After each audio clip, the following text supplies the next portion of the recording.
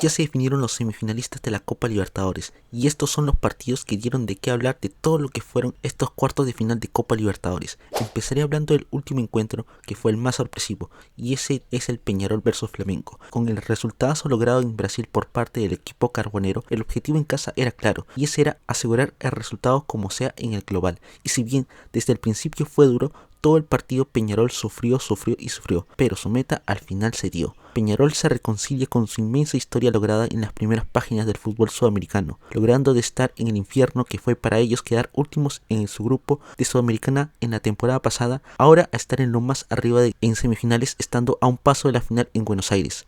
Es sin duda inimaginable la alegría y emoción que debe sentir el hincha carbonero que desbordó las gradas como cuando una bengala entró al campo para que ya por fin el árbitro pitara el final. Luego de 13 años Peñarol pisará las semifinales de Libertadores y lo hará contra Botafogo. Ojalá, y lo digo como deseo personal, que la gran final sea River vs Peñarol, que se repita la final del 66. Aquella vez la ganó Peñarol. No digo con esto que necesariamente deseo que la vuelva a ganar, lo digo en el sentido de volver a ver una final con equipos no brasileños, no porque los odie, sino lo digo en el sentido de que ya basta con los equipos brasileños que acaparan la Libertadores año tras año, que en parte es justo porque tienen los mejores equipos de Sudamérica, pero al menos sería interesante ver algo más de variedad en esta final, y creo que sería más atrapante tener al gigante dormido volver a despertarse, que vendría a ser Peñarol versus River, uno de los cuadros más importantes del fútbol argentino, jugando la final única en Buenos Aires. Sería el escenario perfecto que a más de uno llamará la atención, sobre todo en el público neutral. Y justo que hablamos de River, comentaré el partido que tuvo junto con Colo-Colo,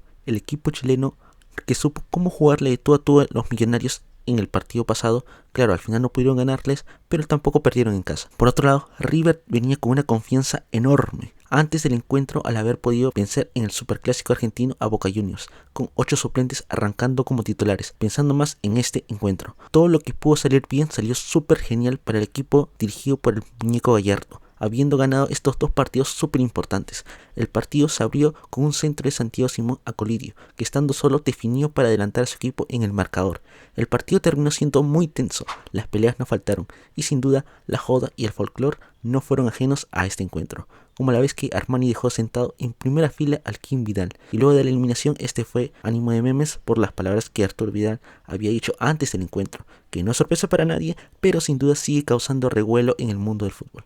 Y con este resultado River se enfrentará al Atlético Mineiro, y de irles bien en esta llave, bueno, le tocarían 2 partidos seguidos en Buenos Aires, que como lo dije al principio, espero que se dé frente al cuadro carbonero.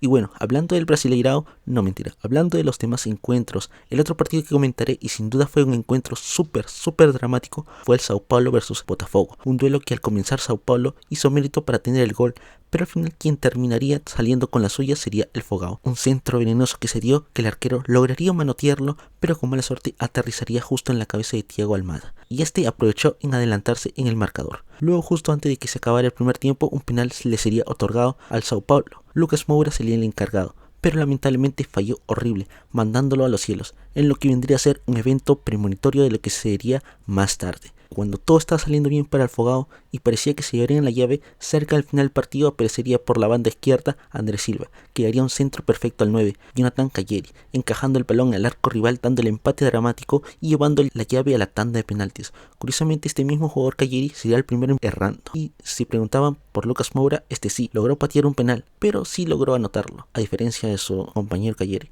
Pero mejor tarde que nunca, ¿no? Nadie más fallaría hasta que le tocaría al jugador del Fogao, Vitinho, que mandaría el balón a las nubes. Pero al final el arquero del Fogao, John Víctor, atajaría el penal de Rodrigo Néstor, quedando toda la responsabilidad en los pies de Martins, quien anotaría para llevar el Fogao a semifinales de Libertadores. Ahora Botafogo tiene una oportunidad muy grande. Al ser el equipo que a día de hoy domina el fútbol brasileño, espera en esta edición poder ser campeón, ya que recordemos que de los 12 grandes de Brasil, Botafogo es el único que no tiene Libertadores. Hasta hace un año compartía esa vergüenza con Fluminense, pero ahora, al ser el único, la sensación es peor. ¿Será acaso que esta vez puedan conseguir la gloria eterna? Y por último comentaré sobre el Atlético Mineiro, que se enfrentó al actual campeón de Libertadores, el Fluminense, quien tenía la responsabilidad de defender su corona y al final no pudo.